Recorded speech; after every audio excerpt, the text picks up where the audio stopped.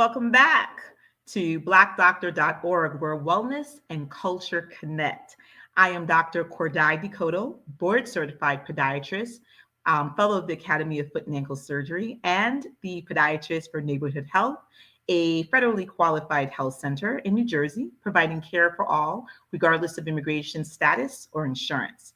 I am also the co founder of Sisters in Podiatry, a Facebook group for Black women in podiatry within the United States and the Caribbean, and your host for Stepping Forward with Dr. D, your gateway to all things of the lower extremity, the leg, the foot, the ankle. So grab your favorite beverage, as I have mine, and we will get ready. I'm so excited that to bring these two guests on as I'm in celebration mode. I am wearing Surviving, as I'm a 5-year breast cancer survivor as of yesterday. So you will see me in my cool mode. Shout me out if you see me on social media. I'd love to hear from you. And wherever you're coming from, if you're coming from the tri-state, the South, the Caribbean, let us know as you guys log on. My first guest is Dr. Tracy Reed. Tracy, come on in. Hi. Hi, Tracy. So let me tell you about Dr. Reed. She's a native of St. Louis, the Lou, Missouri, and graduated with a BA in chemistry from Lindenwood College, and then went to the Dr. William M. Scholl College of Podiatric Medicine. She did a 2-year residency at St. Barnabas Hospital in New York, which is my hospital. Okay. She currently is in private practice in St. Louis, Missouri for the last 23 years, and you look fabulous, girl.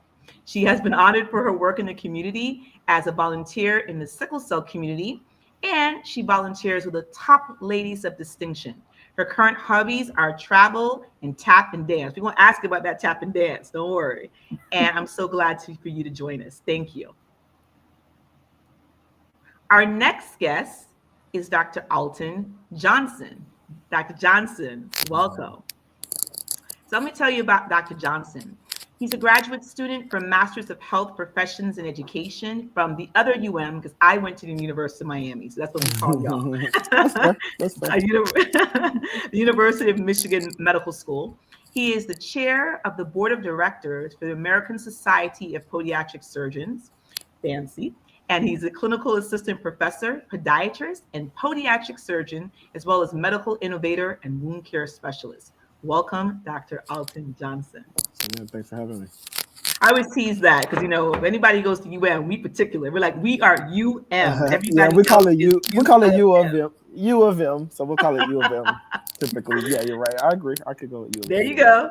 So this is a holiday show. I'm so welcome. Happy Hanukkah, Kwanzaa, Merry Christmas, Diwali, anything that you celebrate. We love it. We are all about inclusion, and I love that we're having this show because this is a time of the year that people give back. Everybody's, Giving Tuesday, throw a coat to Burlington Coat Factory. Everybody's giving back. The Greeks are doing their thing, the Lynx, the Boule, your local church, Top Ladies of Distinction. It is that season. And, people think, oh, my doctor just does this. No, we a little bit, I say a lot of my colleagues are well-versed in a variety of things. We're not boring. We have passions, we have hobbies. So we definitely want to talk about the things that we love. And so, and the things that we do. So Dr. Reed, I'm going to ask you first, tell us a little bit about who you are as a person, and then tell us about your practice. And Dr. Johnson, I'll come to you right after. Okay. Well, I have a really busy practice. I see a lot of people, kids, adults, and just everybody. I treat a variety of everything. I feel like I see everything. And so I definitely give back to the community in different ways because I do it through Top Ladies of Distinction, where we work with different organizations. And I think part of that is some of my Hold on, let's back up because I don't know what a Top Lady of Distinction is. I know you're one, but tell me what that is. Okay, Top Ladies of Distinction is a national organization where we have different, different chapters, and there's chapters all over the country. And each chapter gives back in their community. So we do volunteering, we mentor teenagers, we have different focuses, senior citizens, women's issues, community beautification. We also will do collaborative events with other organizations like blood drives, things like that. And so we work with a lot of different things. But the main thing that we do is mentor our teenagers. But then everything else we do is secondary, and we do a lot of different projects throughout the year. Got it. I'm hearing background noise. I'm not sure. So check what I wrote in the chat because I'm hearing a Okay. little background noise on you guys. But I think that's amazing. And It could be me. Could be one it could be you. Okay. I'm hearing it from one of y'all. I'm like, of okay. them. Anything else you want to tell us, Dr. Reed? I'm sorry if I interrupted you. Oh, let me see. So yeah, we work in the community a lot, and then when you're a doctor, somebody's always giving you something to. Can you donate to our organization? Can you donate to this? Donate to that? Can you get a golf hole sign? Can you do all these different things? So I try to do some of those things. Not necessarily everything. I can't go to everybody's chicken dinner, but it's nice to be invited, and we usually come out and do things and help.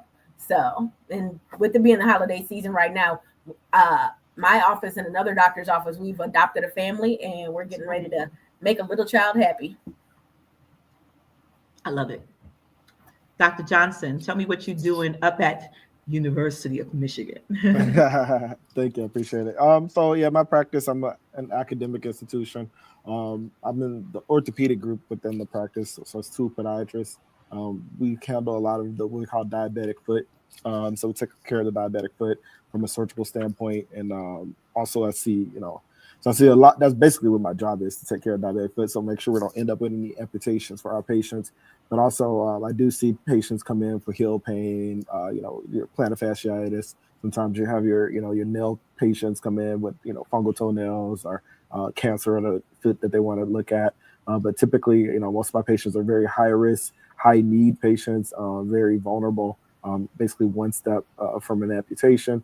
And I do also have one of the few foot and ankle docs that take care of pediatric patients too at our facility. So I do that as well. Very busy practice as well. So basically I'm at 3 locations essentially. So I have the orthopedic practice that I'm at, and I'm also in the wound care center owned by the institution, and then also at the hospital, which is owned by the institution. 4 hospitals at the institution, all at one campus. So pretty busy lifestyle, which is great. Keeps me balanced, keeps it exciting and thrilling as from a practice standpoint. But as far as giving back, I'm on the vice president, which is one of the things I should have added to my bio. Vice president of the Save a Leg, Save a Life Foundation, which is a philanthropic group nationwide where we do community screenings. Most recent one we did was a year ago in Dallas, but we have 3 coming up. One in outside of Flagstaff, Arizona, near Native American reservation. We have one going to Milwaukee. Then we'll do one most likely in the Detroit area as well, so close to us. And so, what we do is do free foot screenings, glucose checks, hypertension checks for the community. So it's free, and then try to connect them with providers if things need to be maintained and controlled, which is typically happens. But usually have a provider lists that we're associated with. We host it on a neutral site. So it's not at like someone's clinic where it's like they kind of have that buy-in. It's a neutral place, typically a church or a community center where we're actually taking care of these patients. And then same like Dr. Reed was saying, where we're going to do adopt a family at our office as well. Usually adopt 2 or 3 families. I'll do that. But yeah, I think it goes back what Dr. D said. Podiatrists, I feel like we are pretty multifaceted. We usually do things throughout the year for most of our. But cool like that. Yeah, I would think it's crazy. Just most of us all do philanthropic activities, probably most likely throughout the year, more than just Giving Tuesday and the holiday season. Exactly. I want to give a shout out as people are logging on. Thank you, BC Lorianne Gotchel. I hope I'm saying it correctly, from Austin, Texas. Thank you to the Touch the Black Breast Cancer Alliance, my people. Thank you so much for celebrating my lifeversary. You're right. And Ursuline Dantzler, thank you. Good evening. We see you. Log in, guys. Tell us where you're coming from. We love giving shout outs. So for me, I love giving back. I work for Neighborhood Health, as I mentioned, which is a federally qualified health center. We have a food pantry that we do monthly, which is amazing to be able to give out. As we know, there are food deserts around the country and food disparities. So we give it out in our Plainfield location. In addition to that, I'm a member of the Alpha Kappa Alpha Sorority Incorporated. And as a result, I'm part of their regional medical team under our wonderful Madam Regional Director, Alicia Piggy Spearman, Esquire.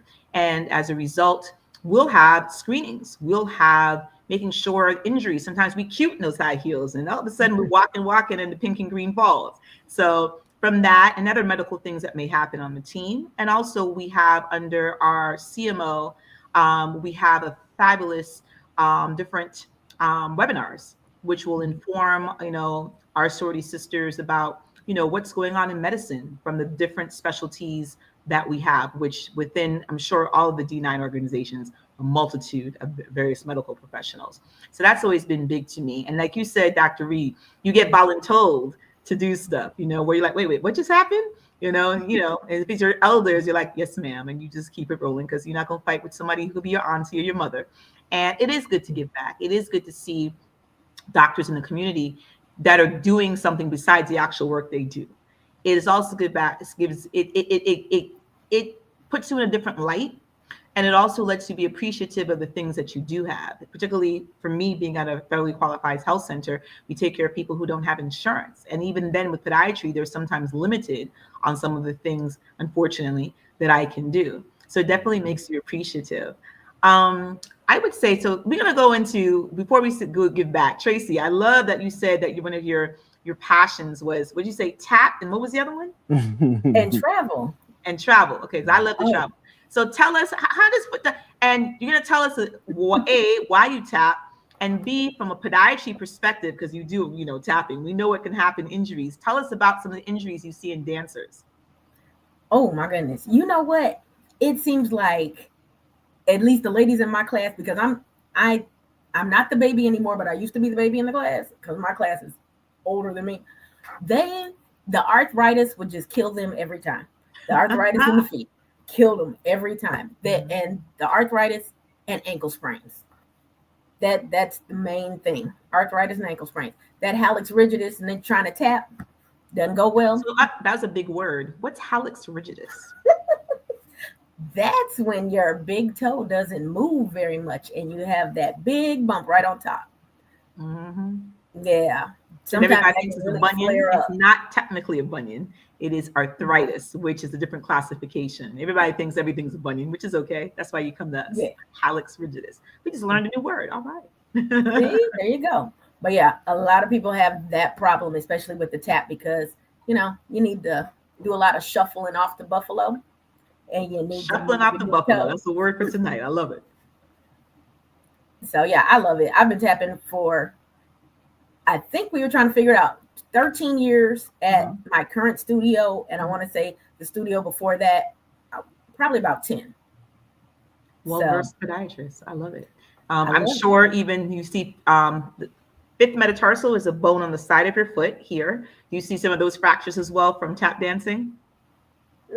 Not a lot. Okay. I know the Irish dancers get it because I've seen I can see that. Oh yeah, that's a whole nother level of tap.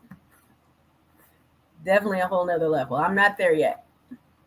Yep. And the word somebody was asking, what did we say? Hallux, Hallux, rigidus.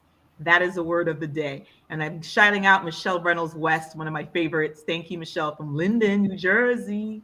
Thank you for supporting. We love it. So, Dr. Johnson, I know you tell us about you. Like, what do you do? And your fun things and stuff like that. Because we, like I said, podiatrists, we're real people. Hello, we do fun things. Oh yeah, definitely. So, since I'm at the University of Michigan, I do like my sporting events. So I frequent live sporting events pretty much year round, whether it's football, basketball, women's basketball, men's basketball, season ticket holder. So definitely, the live sporting events is one of my hobbies. Gets me, definitely helps me decompress after a long weeks of work or even midweek most times, because the games are usually on Thursday or Friday most times as well too when the season's going on. So that's one of the things I do. And also spending time with my kids, trying to get them more involved in sports. So my son's basketball, football, my daughter's in more so artsy, so musical. So she does, violin, piano lessons, things like that. So spending time with them, we go to orchestra, musicals, plays, things like that as well. Trying to keep them stimulated on that side. But usually that, I like live music and entertainment, concerts. Try to go to concert every 2 or 3 months. Who's your favorite artist? Well, it depends what genre. You just saying in Give us, general, give like us a couple of who I just. genres. That's you. So right now, my favorite artist right now is Kane Brown. He's a country artist. So just saw him play live out in Detroit. But if you're talking like rap, R&B, or something like that, I'm a Drake fan. So like that, yeah, I'm a Drake kind of guy. Like his facade, his style, his swag.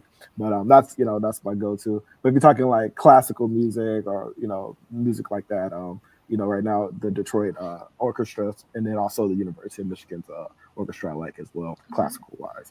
Very nice. But string instruments is talking about. So, what in terms, since you said let's get into sports, so let's start with basketball. What are Mhm. the typical injuries? We'll start with you said basketball, football, and I think you mentioned one more. I think Yeah, basketball, football, and that's it. Yeah, that's pretty much the two. okay. So, what kind of injuries are you seeing in your football players? So football, you get turf toe. What's a turf toe? So it's an injury to the toe joint, typically the great toe joint. We call it, I guess, I'm trying to avoid not using anatomical terms. Basically, let's say there's a ligament or a tendinous injury to the area of that great toe joint, and it nags for these athletes for a while, and it can be very excruciating and Yep. painful. But yeah, it can Why does put it you out. tough? Yeah, it could put you out for basically half the season or more because it's so painful, especially if you're doing a sport like football, where the terrain is not necessarily even, and also actual ankle fractures as well as another true ankle fractures or leg fractures as well. Pretty common because it's a contact sport. Then we talk about lower extremity injuries, and then of course What concussion. question? How long are you keeping your athletes? We see trainers, obviously, and we see people watch college football and professional ball. How long? Let's just start with a sprain, then get to an ankle. How long are you Mhm. keeping your athletes out, and what does the rehab look like? So that's the thing. So a lot of athletes are very adamant, right? They don't want to sit out because they're only going to be in college for a certain period of time. Especially talking about a college or a club athlete, where they're only going to be able to play the sport for a period of time for exposure or the actual season that's going on. But typically, ankle sprain, depending on the severity of the ankle sprain, I would say anywhere between 4 to 6 weeks. But I actually had one that just been out for 8 weeks. Grade 3 ankle sprain. Essentially, grade 3 is a complete tear of the ligament, which he tried to do tapings, things like that. Try to do so you can do some touch and go stuff where you're playing a limited amount of time. So just like if it was like a work restriction, so you could get them in restricted, but they're not going to be able to play the full game if they're going to do it. But typically 4 to 6 weeks if you're talking about ankle sprain. Even that's for your weekend warriors as well. That means folks who are 40 and over who are like, "Ooh, I'm just gonna run a marathon. Don't. I'm gonna play football with the boys, with my frat brothers." Shout out to brother Darren BG. I see you. Happy Founders Day to the ice cold brothers of the Alpha Phi Alpha Fraternity Incorporated. We see you. So yes, we do have those weekend warriors. They crack me up, and I'm like, "You ain't played hockey or Yeah, but 10 basketball years. since you were 20. Now you're 45, done gained 15 pounds, and you think your knees are good? Did you stretch?" No. Exactly. No. And then you get your toenail injuries too for these athletes, both for basketball and football too, that come What does in. that And look like? yeah, typically, you get some hemorrhaging or bleeding underneath the nails that can cause pressure and pain. Typically, like if someone steps on it, or especially if you're with these cleats, athletes with cleats. Oh, I didn't mention I do see soccer players too, but not just from my practice, but we mentioned the third sport. But yeah, soccer players, someone running into you, stepping on your feet with these cleats, end up with toenail injuries, and that can be painful and put you out too for a couple of weeks as well, depending on how good you are with pain, your pain severity, and managing pain. Because toes are important, toenails are important, especially with these. Speaking of tap dancing or something like that, something like that can make it a little bit more challenging. You putting pressure and demand and standing for a long period of time. You can do that as well. But those are common. Ankle sprains, toe injuries, nail injuries, and then of course your actual fractures. I would say pretty common.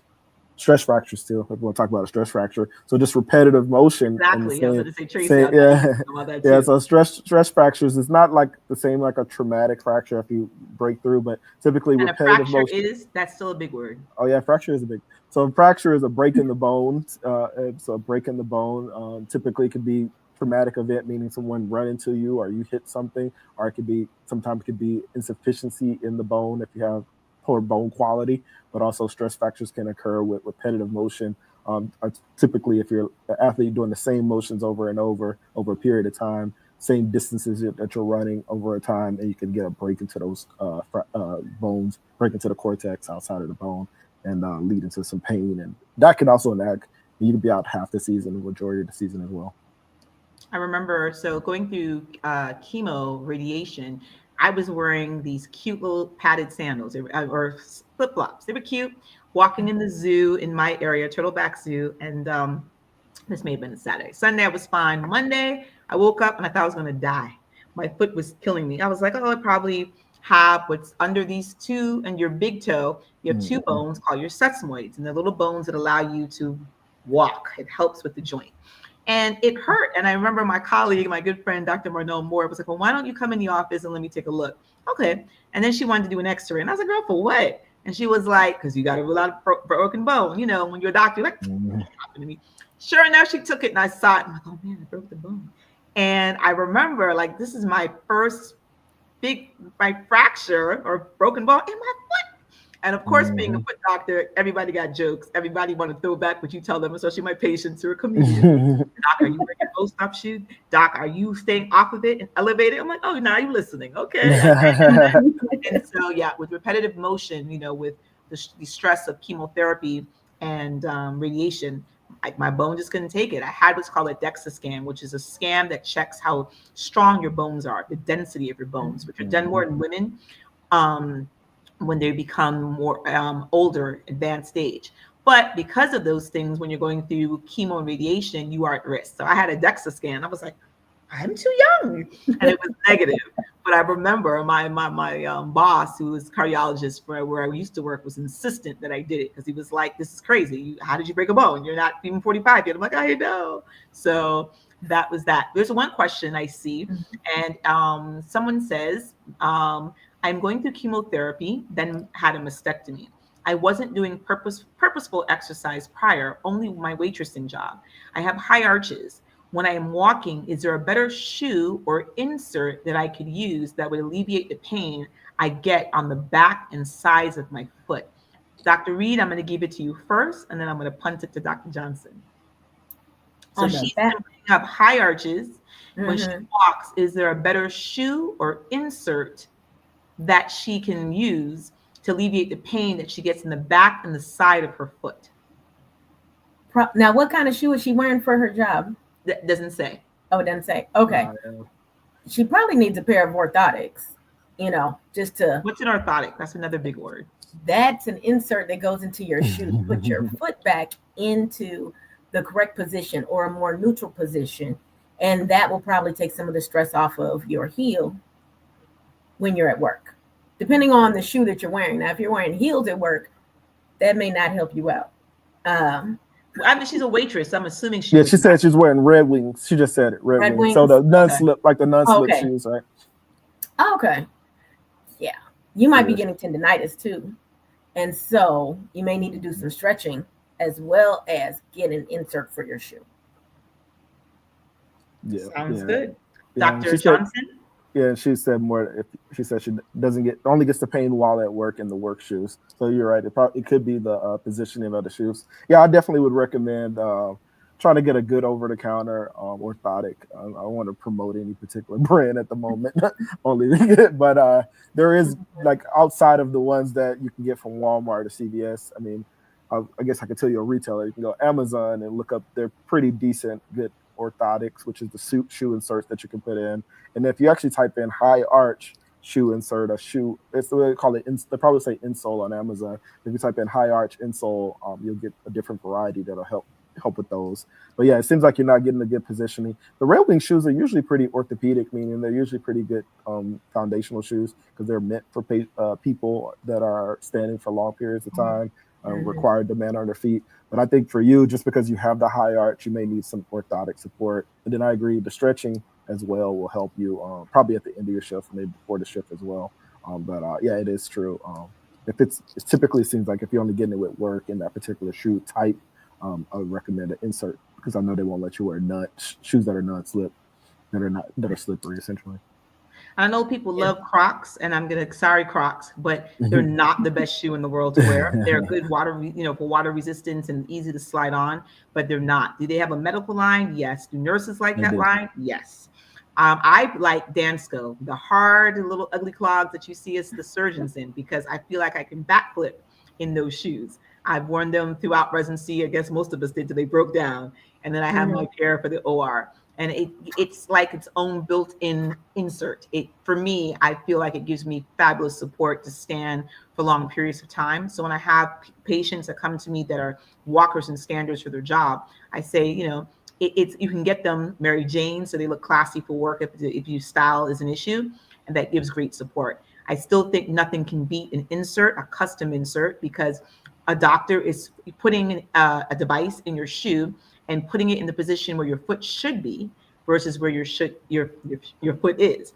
And unless the over the counter stuff, it doesn't work as well as a podiatrist coming and saying, let me take a scan of your foot, which is a high-tech way of doing it, or an impression of your foot, and then going to the laboratory that makes these to say, these are the issues they see that I want to correct. So I would say first, a custom insert. Second, there's a great lines of shoes. If you heard, I like Dansco. I think they work well. If it's a sneaker, I know you have Hoka that are out there that a lot of people are obsessed with as well. Rika for women, which is another great sneaker, and classic that a lot of podiatrists and orthopedists like, New Balance, because they come in a variety of styles and widths to accommodate inserts, deformities of the feet, what have you, approved by the American Podiatric Medical Association. So those are your things. Birkenstocks. I like Birkenstocks in the summer to walk around with. It doesn't work for everybody. I love them. And in terms of inserts, you would have to see your podiatrist to see if they're covered. Sometimes they are, sometimes it's a portion. It depends on your insurance and or your state. And if not, then it's an out-of-pocket cost that can range from, depending on your state. I've seen them as cheap as $250 to as much as $1,000. And I'm in the tri-state area, so keep that in mind. So hopefully we've answered that question. So we were talking about fun things. I guess I didn't get my fun things in. What do I do? I'm active. As you know, many of you will hear again, I have Talks with Dr. D, which is a 3-pillared approach to health and wellness. We have Stepping Forward with Dr. D that comes on monthly on Wednesdays to educate the community on blackdoctor.org platform about what's new in podiatry, what's interesting. And the show is for everyone, not limited to just African Americans. We have a variety of doctors who come on who give us great information and camaraderie as well. I have Talks with Dr. D, the breast cancer arm. And again, celebrating 5 years. See my cute shirt? Ha. So congrats. Thank you. So I love speaking to the community, from women's organizations, the Divine Nine. I've spoken for the United Nations, and the Touch Black Breast Cancer Alliance, and various organizations that have allowed me to share my story and advocacy. Recently, the Tanae Nicole creative agency had Power, and it was in New York City. We got to be featured because of her fabulous business, Nakia McLean, on the NASDAQ, and I was one of the speakers on the health panel, which was absolutely amazing. And then Sisters on the Vineyard, which happens yearly. We're in year 3. We've been sponsored by some of the major pharmaceutical companies and banks, and happens as a solstice for health and wellness, financial literacy, and advocacy, while sipping a margarita on lovely Martha's Vineyard with certified physicians, wellness coaches. And last year we celebs. We had my sorority sister, Sunny Hostin Esquire, as we know from View and CNN, and brother Malik Yoba. He's a Sigma, and he was amazing talking about cardiac health. So for me, medicine is not just I'm going to work. I'm involved in a lot of ways. I like to have fun. I like to travel like Tracy. I like to dance. I love soca and reggae to make sure I don't mash up my foot. And I'm West Indian, clearly. And I believe in that. And I love giving back from the work perspective as well to people who are less fortunate, who may not get the privileges that the 3 of us have on here. And that's just a fact. So those are the things that I think are important. So who's your favorite soca artist then? I like, first, Machel Montano. He was just in the States. Did you go to his concert? I missed it. Bex. I love Machel Montano. I love Patrice Roberts. Those are my folks, and I like Kess. Okay, yeah, Kess is I would consider more mainstream, right? Like you could be on the radio. I like that. So those, and if it's reggae, I mean, I just did the Buju Banton concert in Brooklyn, Oh, Barclays. wow. Big up to Brooklyn, and it was amazing. I love Buju, because I've grown up with Buju. That's Beanie Man, Bounty Killer, um, Cutty Ranks. Now I'm really giving it dance hall soca to you, Okay. showing my age. So but yeah, I like music, and I think music connects people, and that's great. We are they keep saying, what are we in the United States? I consider us to be a salad, a mix, a hodgepodge of everybody thrown together, but together we taste damn good. So Mhm. It's true. absolutely. So Dr. Johnson, let's talk some facts. The fact that I love the dichotomy between us: federally qualified health center, private practice, and academics. Tell us what academic practice looks like. What does that mean for a doctor, a Okay. podiatrist? And why would somebody come see you versus, and not that we're comparing the three of us, but we are No. anyway. Why would someone come Oh, to your that's institution? Let's hear about that. well, that's a good question. So when someone said their academic position or an academic medicine, essentially it means that's typically tied to a medical school. So my appointment is, I'm appointed or employed by the medical school. Just so happen I have a medical skill set where I can see patients because Name your there's medical school again for everybody. the University of Michigan Medical School All in Ann right. Arbor, We're proud of Michigan. you. Yes, yes, yes. Appreciate it. So typically, so when you hear someone say, "Oh, I'm an academic doctor," typically it just means they're employed by the medical school. Then they could or not see patients. They can or not see patients. But I do see patients. So I work at the hospital and also have a clinical practice. Then I also have some protected time for research. So that's big. One of the bigger things that helps with academia. Typically, there is different tracks. You hear people talk about a tenure track versus a clinical track. So tenure, you have basically 7 to 10 years to secure X amount of dollars to keep your job. It's basically what it happens, but you work towards it, and there's a pathway forward. But also clinical docs like me, I'm not in a tenure track. We have our own track, and there's no actual deadline to secure your professorship. But essentially, there's a ranking system just like in any other academic or institutional system. I'm technically an assistant professor. Like people start off as lecturers or instructors, lower ranking, and then you get to your associate professor. Then you have someone that's a full professor, and usually that goes just like anything else. The higher ranking, the more protection, the more time, the more protected time you have, and also the less likely you are to get laid off in case there's budget issues or something like that. So you kind of get that hierarchy that goes on. So there is an institutional, I feel like a military approach, and there is people that are looking at you to see if you have moved up in your ranks and promotions as well. So that's one thing about academic itself. So would podiatrists want to be a part of that? So for me, it's because the field that I'm in within the subspecialty, that I'm in, which is limb preservation and functional limb preservation and What limb does that amputation. mean? Yeah, That's yeah. So exactly. So my goal is to keep people's feet on their bodies and match body, as many body parts or toe parts or foot parts on their leg to keep them ambulating without a leg amputation because of the rapid diagnosis of diabetes and what we know is called PAD, which is peripheral arterial disease. So diabetes, when diabetes is under control, can wreak havoc on the nerves and arteries of the body and cause something called neuropathy, where patients can't feel their feet.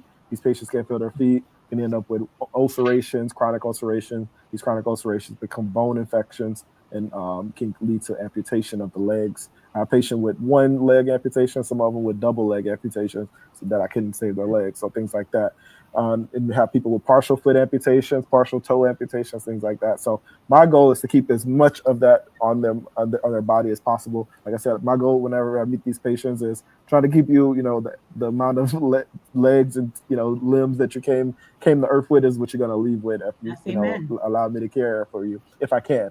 But most times, I win. Sometimes I lose, but it's part of it. But when you ask about academia, so typically the thing is I love private practice doctors because the thing is that's really most of my referrals are from private practice doctors because I'm the third or fourth opinion that's coming in. I'm not even in the second opinion. Most times they probably seen two, maybe three, even three private practice doctors before they even get to my practice because it's usually I get very complicated cases which is why it helps being in an academic institution, because I can reach out to my plastics colleagues. I can get them in touch with the, plastic surgeon or endocrinologist who specializes in managing these chronic diseases. I can get them in touch with an infectious disease doctor that manages infections.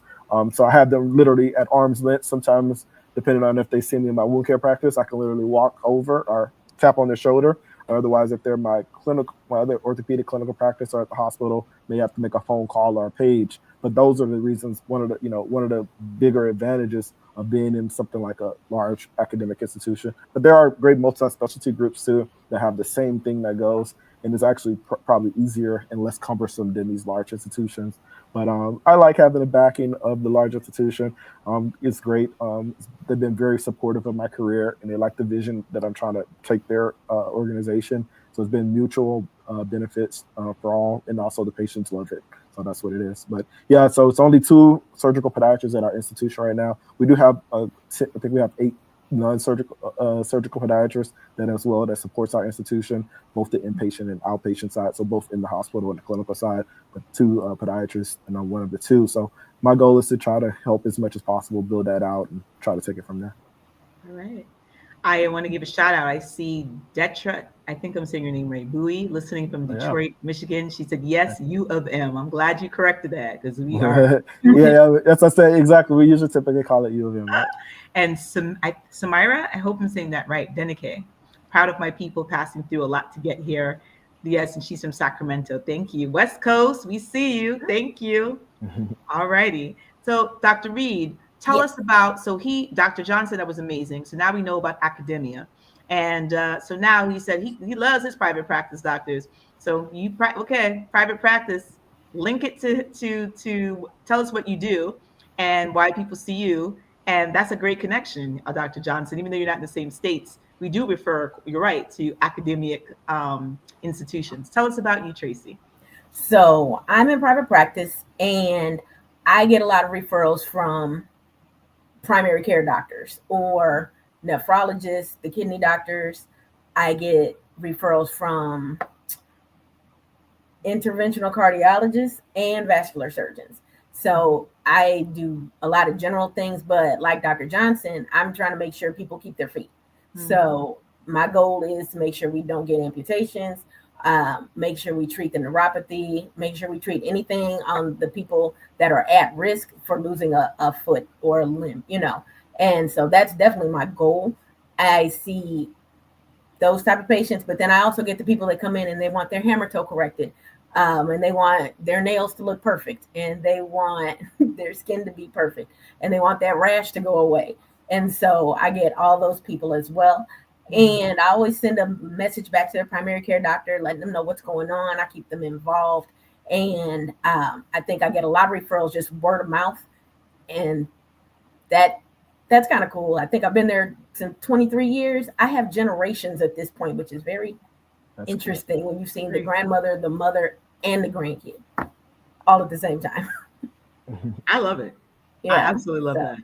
I think that makes, everybody knows that's my doctor, Dr. Reed. I'm going to her. Yep. And that.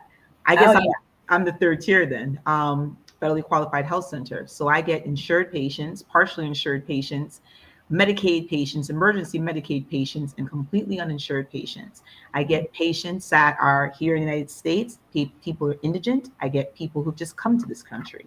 And so it can be limiting sometimes, because usually if they're completely uninsured, they're limited to charity care grant, which allows them to be treated in the office with what's only in the office. So the things that we would think of like durable medical equipment, which are like inserts and braces, not covered. And sometimes it has to be given, altruistically or not. I don't do surgery on charity care patients because you can't send them to the hospital and bill. What are you billing for? So a lot of times if they need surgery and they don't have insurance, I send them to my local colleagues who are hospitalists, meaning podiatrists that work for the hospital, because all hospitals have a charity care grant if it's something that is urgent, meaning not elective. You don't like the way your toe looks, that's never going to happen. But patient who have an ulcer that needs an amputation or needs to be on antibiotics in the hospital, things of that nature. Whatever I can do in the office, I do. And then my insured patients, you're right. Just like Tracy, I get referrals. So I see the bunions, the hammer toes, the diabetic foot, the fractures, and all those types of things. I see the neuropathy, I see the foot drops, drop foot from some of our MS patients or stroke patients, and work with them, and an orthotist, which is a gentleman or woman who comes to do bracing to allow people to get better gait with different prosthesis and in devices. I am kind of in a multidisciplinary group, primary care group. So I have other nurse practitioners or physicians that are around me in primary care, pediatrics, and obstetrics. So I'm getting a variety of people and peds. I love kids. The little kids come, they're usually looking like, she gonna poke me.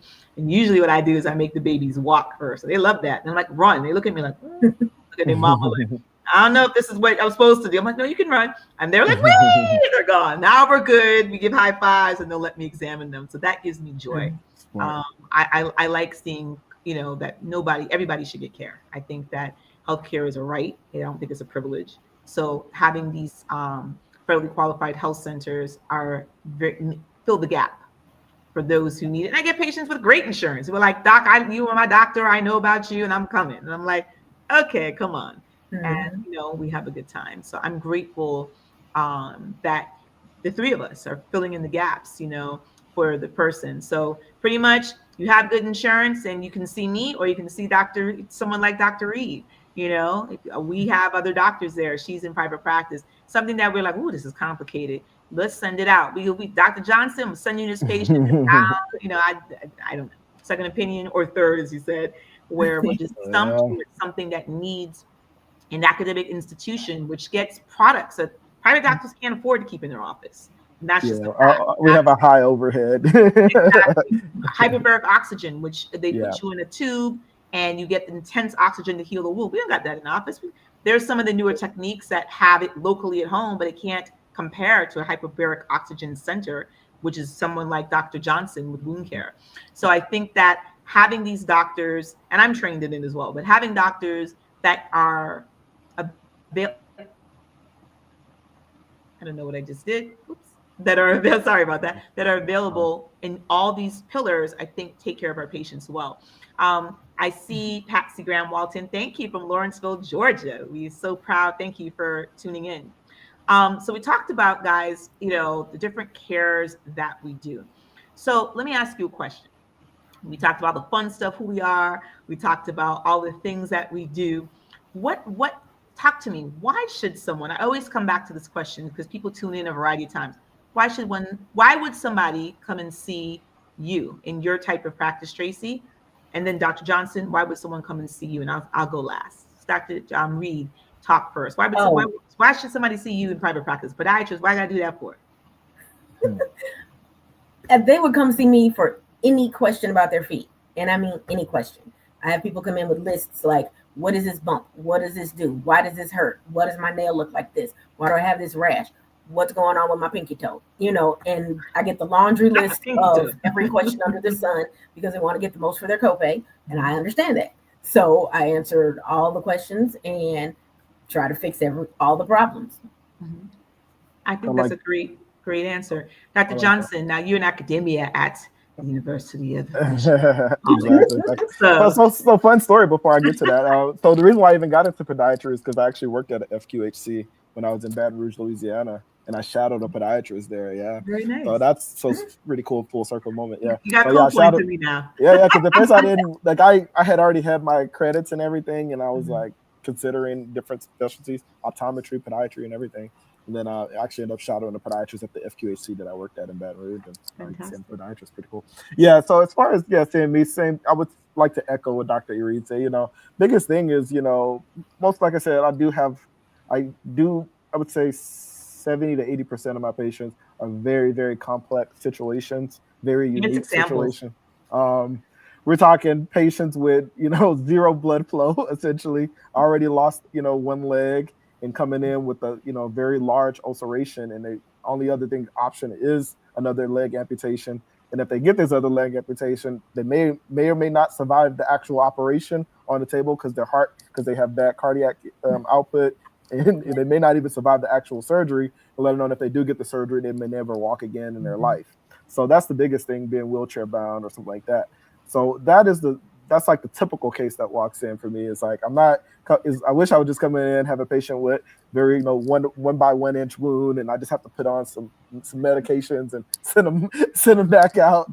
That I wish that was mine, but usually like I said, the private practice doctors already took that, and then the ones Those are that the ones I come get. in, I get the small ones. I get the they teeny took weeny that. ones. Yeah, No, I mine get more crazy like, stuff too because yeah. I have people who come from other countries. But a lot of the problems is, again, because I don't work for the hospital, I have privileges to do cases and procedures. Then those patients have to go through an academic Have to go to institution at Michigan. the I have to go to hospital Michigan. for further Yeah. care. So you're Yeah, absolutely right. I'm legally obligated to take care of those patients that you that you send in with So those it's not complications. not even it says we can't. It's like this needs Yeah, a complete surgical overhaul, yeah. and you need all the teams, as you said, an Mm-hmm. endocrinologist, which deals with diabetes and other metabolic problems. You need the Mm-hmm. vascular doctor, who's a circulation doctor, to get flow in Mm-hmm. that leg. If there's no blood flow, as I say, it won't go.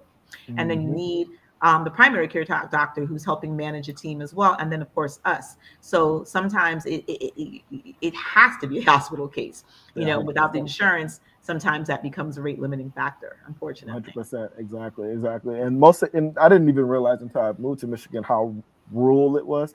Because I mean, I Mhm. lived in across the nation. I lived in the East Coast, Jersey. I lived in Philly, all that Jersey. stuff. And yeah. So I'm like, and I get to Michigan, and there's places that's 8 hours away. And I thought, there's places that's basically on the border of Canada. Hmm. It's basically in I'm Canada. Canadian. Yeah, see, so they're basically, it's basically Canadian territory that the Mhm. United States had annexed. Well, Called, hold on. Let me make sure I say I'm a naturalized citizen for many, many years. I think I need to say that this day and yeah, you got to be careful. You don't want them come knocking for you, but don't come for me.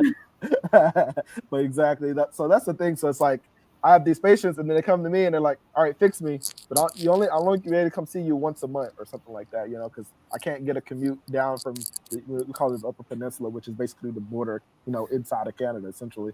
So it's an 8 hour drive to get there. So things like that, you have to get very creative. But I'm willing to do it. I love it, and that's the challenge. And like I said, any of those crazy things that patients, someone tells them that they have to get both legs chopped off, or one leg has to be chopped off, and they want to talk to another doctor, have another opinion. Typically, I'm that doctor, and try to give them other options. Sometimes, like I said, sometimes I win and sometimes I lose, but it's part of it. And we have those talks heart to heart, and before we go in, taking all these risks, and then we make the decision that's best for the patient. I want to give a shout out. We see you, Linda Howard. Thank you she gives us blessings. It says, thank you for all the loving care from all of you. Thank you. And Naomi Woodland says, good evening, church family. So thank you for all of that great stuff. We appreciate that. People come see me. So if you're have no insurance, it's a great place to come because Charity Care will cover you. You can apply for Medicaid through our facilities, so that at least you get Medicaid, which is accepted in various places and gives you, I would say, basic care, because these days usually Medicare paid has to be paired with insurance or Medicare to get more complete care. But it's a great start.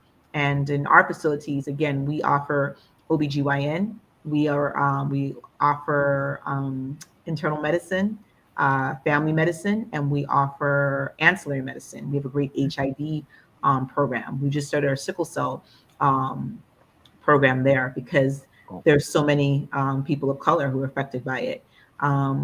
We have podiatry, hello, me, and we have a great dental group as well. So you can get basic, comprehensive, good care there, which we're proud of. You have insurance, then it expands, at least for my profession, more and more, where you're open up to the variety of things that I can offer you, and surgery. I'm on 3 hospitals, and I do surgeries mostly of the foot, some things of the soft tissue of the ankle, and maybe your Achilles and things of that nature. So I love that. I like the academia in terms of teaching residents. So I enjoy being in the hospital. Sometimes I feel like, one of my hospitals, Trinitas, give them a shout out. They make the best coffee. I don't know what's going on in the coffee. They say it's filtered. I don't believe it. I love a good coffee. They know, they announce when you come in, which is very cute. So I'm like, okay, y'all, they're like, yes, doc. I go get my coffee. People ask me foot questions to staff, look at my foot, what have you. I'm in English and Spanish because it's in Elizabeth, which is very multilingual. And I come in, hello, I'm ready to rock. I'm like, and I can get them residents 20 questions. That coffee's in me, so you better be ready to rumble. And I like making them think. Teaching institutions, as Dr. Johnson knows and Dr. Reed knows, you will deal with residents. And, we're not letting residents do anything to harm you. It's a learning experience. And I think that it puts us, at least I can say for myself, on my toes when I have to be teaching, because I have to keep up on knowledge and make sure I know what I'm doing and be open to criticism. I always let my residents say, what did you like about the case? What didn't you like about the case? And how can we improve it? And sometimes they're looking at me like, because, and I'm like, a good doctor knows what they know well, but they also know what they don't know well. And I'm very comfortable in that space, which allows me to be like, okay, let's talk about it. It could improve me. I'm not up for, beyond correction. I'm about making sure our people, our communities in which we live and serve are being treated well. So that's my spiel.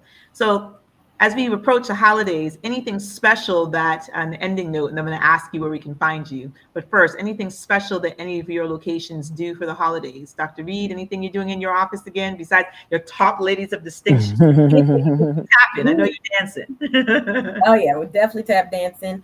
I am going to we're having our Christmas party coming up, and that's when I'll give my staff their Christmas gifts, and we'll just have a good time and socialize for about 30 minutes in between patients and keep it pushing. We'll be off for a couple of days after Christmas, and then it's back to work.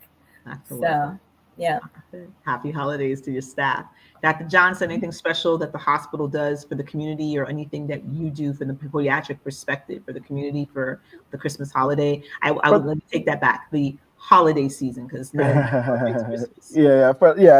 So for the holiday season, typically I think our office, at least, we try to embrace the support staff.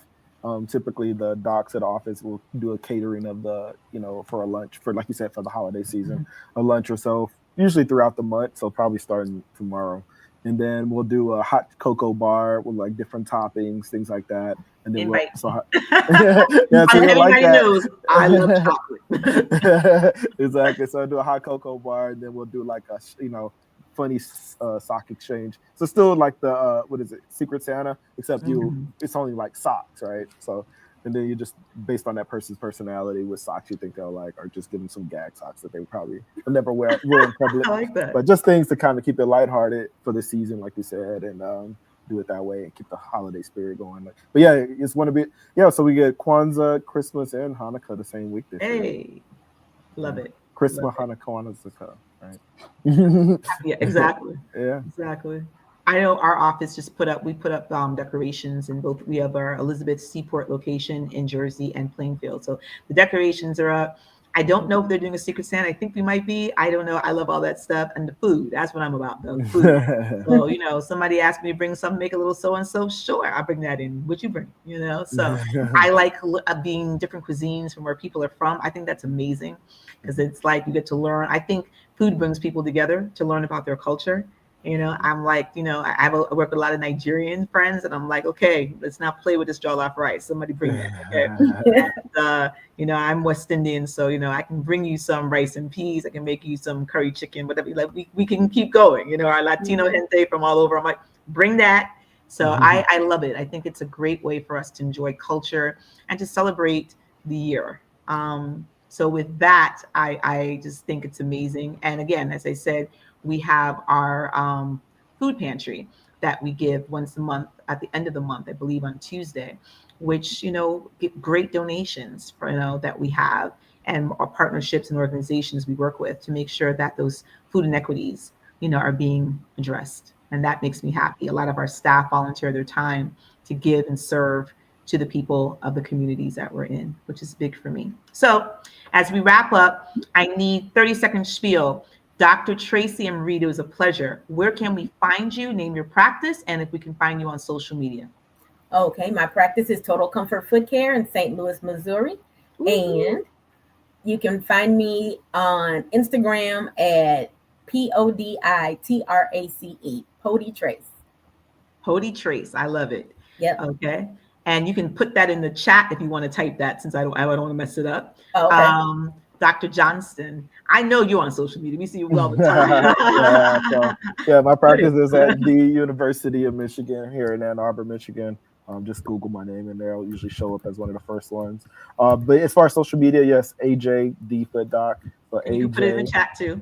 THE DOC, like the Dr. Dre. Put it in the So chat because folks are AJ, like, I'll put okay, it I in was there. getting them letters. I'll put it in there. I'll put it in there. And you can follow me. It's been a pleasure. My name is Dr. Cordai Decoto, your host with the most, celebrating at this holiday time, wishing you all seasons of goodness, happiness, and health. You can find me all over social media at Talks with Dr. D. We are going to be on hiatus for the first Wednesday of January because guess what? It's the New Year Day. And we'll be back January 8th with the show, Greeks in Podiatry. Oh, that D9. We represent and we represent well, which I'm really excited for you to join. You can always find me and email me, Instagram. I'm on LinkedIn. I'm on Facebook if you have any questions.